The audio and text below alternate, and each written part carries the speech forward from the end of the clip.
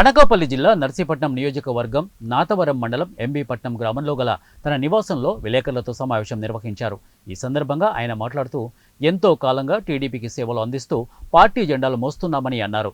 అటువంటిది ప్రస్తుతం ఎంబీపట్నం గ్రామానికి సంబంధించి ఏ విషయమైనా ఏ కార్యక్రమమైనా మండల నాయకత్వం తమకు చెప్పడం లేదని, గత 5 సంవత్సరాలుగా జెండా మోయడానికే పనికొస్తామని వాపోయారు. పూర్వం నుండి పార్టీకి పనిచేసిన వారిని పట్టించుకోవడం లేదని ఆయన అన్నారు. ఇక పార్టీ అధ్యక్షులుగా పార్టీ జెండాలను మోయడానికి, జెండాలు పాతడానికే పనికొస్తామో ఏమో మాకు అర్థం కావడం లేదని వారన్నారు. ఇక్కడ ఏంటంటే మన మండల నాయకులు సరైన దృష్టి పెట్టి మేము అధిష్టానానికి మేము ఎంత ఏం చేసినా సరే అధిష్టానం వరకు వెళ్ళట్లేదు. ఇక్కడ మండల నాయకత్వంలో చిన్న లోపం ఉందని మేము అనుకుంటున్నాం.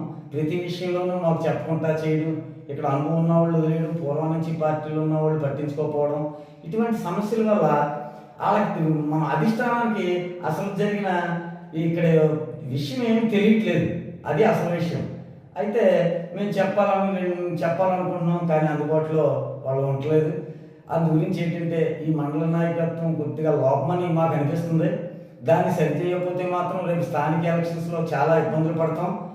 మమ్మల్ని పూర్వం నుంచి పార్టీలో ఉన్న వాళ్ళు పట్టించుకోకుండా ఏ పని వచ్చినా వాళ్ళే చేసేయండి, మాతో చెప్పడం లేదు. పని ఎవరంటే చేయండి, విషయం మాతో చెప్పట్లేదు, వాళ్ళే చేసేసుకోవడం, వాళ్ళే కొబ్బరికాయలు కూడా వేసుకోవడం. ఇంక ఇదే ప్రోటోకాల్. నేను పార్టీ ప్రెసిడెంట్ని, నాకేమీ తెలియదు.